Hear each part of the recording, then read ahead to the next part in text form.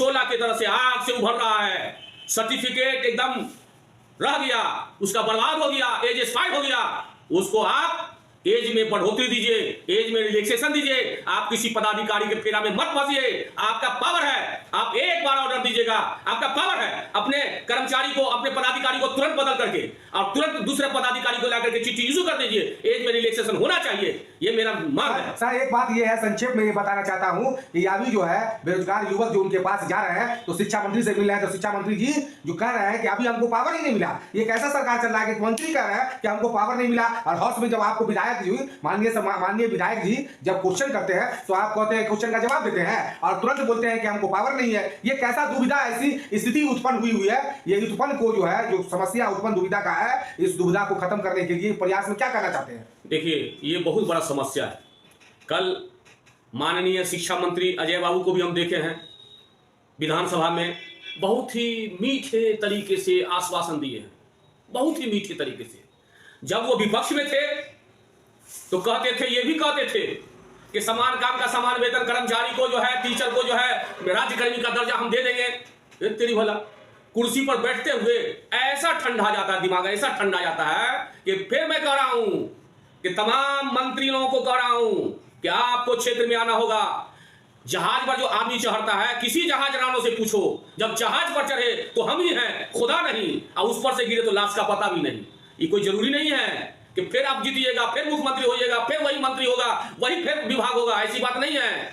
आप इलेक्शन में आओ, पता चलेगा। नहीं, आपको अगर कुर्सी को मजबूत करना है तो अभी भी शोषित, पीड़ित, बैकवर्ड, पिछड़ा, अति पिछड़ा और अपर कास्ट में भी, सवर्णों में भी जो फटे हाल है, गरीब हैं, उनको भी 10% आपने देने का काम किया। और वो भी आपका जो है आदेश का ललायक है। सभी बेरोजगारों को, नॉट कास्ट, सभी बेरोजगारों को एज में बढ़ोतरी दे दीजिए। 10 साल, मात्र 10 साल, फिर देखिए जय विजय आपका रहेगा। और मैं भी आपके साथ वादा निभाऊंगा, मैं आपके साथ रहूंगा। आप गार्जियन हैं, आपको नहीं कहेगा तो किनको कहेगा? आप हमारा हाल आप परेशान मत देखिए, आप हमको आश्वस्त कीजिए। और हाल में जो वैकेंसी निकला है, जो 26 तारीख तक डेट लास्ट था, 26 फरवरी तक जो लास्ट डेट था, उसको बढ़ा करके जो बेरोजगार लोग हैं, उन जो लोग बेरोजगार है, जिनका एज एक्सपायर कर गया है, 1 महीना 2 महीना, उसको 10 साल का एज रिलैक्सेशन दीजिए, वायु में बढ़ोतरी दीजिए। और जो लोग TRE 1, TRE 2 में 1, 2, 3, 4, 5 नंबर से फेल कर गए हैं, छूट गया है, उनको बढ़ोतरी देकर एक वेटिंग लिस्ट बना दीजिए और रिक्त स्थान को उनके जरिए भेज दीजिए। सर ये कहना चाह रहे थे कि आप 10 तारीख से लेकर के 28 तारीख तक फॉर्म भरने का TRE 3 में अनुमति दिया गया था, विज्ञापन था। तो 10 तारीख से उम्मीदवार पटना में दर दर की ठोकर खा रहा है, हर एक मंत्री से, हर एक माननीय मुख्यमंत्री जी से, माननीय उप मुख्यमंत्री जी से, और इस संबंध के रिलेटेड जितने भी पदाधिकारीगण हैं उनसे गुहार पूर्वक लगा करके दिन रात भूखे तरफे नंगे भूखे तरीके से वहां पर रह करके आश्वासन मांग रहे हैं, भीख मांग रहे हैं, तड़प रहे हैं, भीख मांग रहे हैं कि सर ये देखिए हम सर्टिफिकेट है, इस सर्टिफिकेट को हम क्या कर सके, अभी मेरे किसी काम का नहीं है, सिवाय कागज के टुकड़े के अलावा मेरे किसी काम का नहीं है। सर कम से कम इसमें एज रिलैक्सेशन दिया जाए। जब 3 दिन आपने बढ़ाने का काम किया तो क्या पूर्ण रूप से उस पर आप विचार करके आप फॉर्म भरवाने का अनुमति नहीं दे सकते?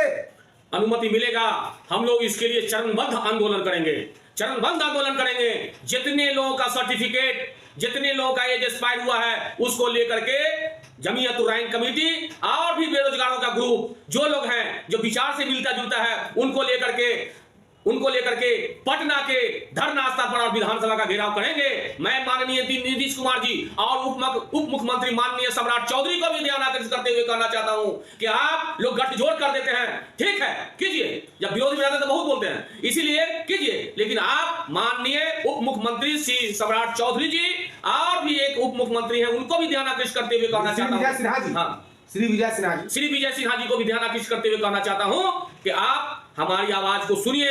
ये बेरोजगार लोग, ये बेरोजगारों का जो एज एक्सपायर किया है, माननीय मुख्यमंत्री जी को समझाइए कि नहीं, इनका मांग सही है, सत्य है, परम सत्य है, इसलिए इनका पूरा कीजिए। मैं कह रहा हूं कि एज एक्सपायर कर गया, किसका कसूर है बताइए? अभी वर्तमान में मुख्यमंत्री और उप मुख्यमंत्री हैं जो शासन कर रहे हैं, उनका गलती है।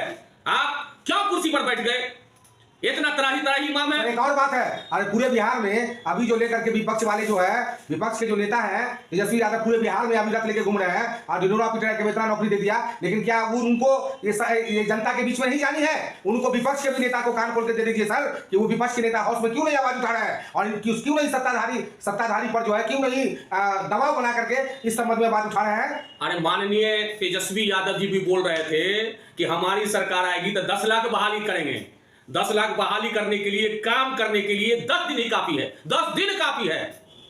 और ये आश्वासन माननीय तेजस्वी जी का तो नाम नहीं लीजिए, और ये फिर बोलेंगे हम करेंगे। आप तो दो नीतीश बाबू के साथ थे, आपने क्या किया? 10 लाख का वादा किया था, 10 लाख किया?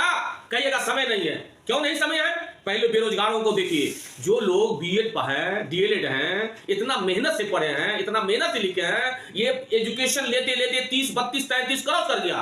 क्रॉस करने के बाद आपका वैकेंसी ही नहीं निकला। आपका वैकेंसी नहीं निकला तो कसूरवार कौन? विद्यार्थी। कसूरवार तेजस्वी यादव है, कसूरवार माननीय नीतीश कुमार जी है, कसूरवार उप मुख्यमंत्री है, कसूरवार श्री सम्राट चौधरी जी हैं। मैं अवगत कराना चाहता हूं कि आपसे गुजारिश करना चाहता हूं कि ये बेरोजगार, फटेहाल, दबे कुचले परेशान हाल को आप मौलिक अधिकार के अंतर्गत इनका एक आप बढ़ोतरी कीजिए, एज में रिलैक्सेशन कीजिए। सर, इस संबंध में आपके जानकारी के लिए आपका चंदन वंदन और हार्दिक स्वागत करते हैं। चलिए, धन्यवाद, शुक्रिया। मैं फिर अगले वीडियो में उपस्थित होऊंगा।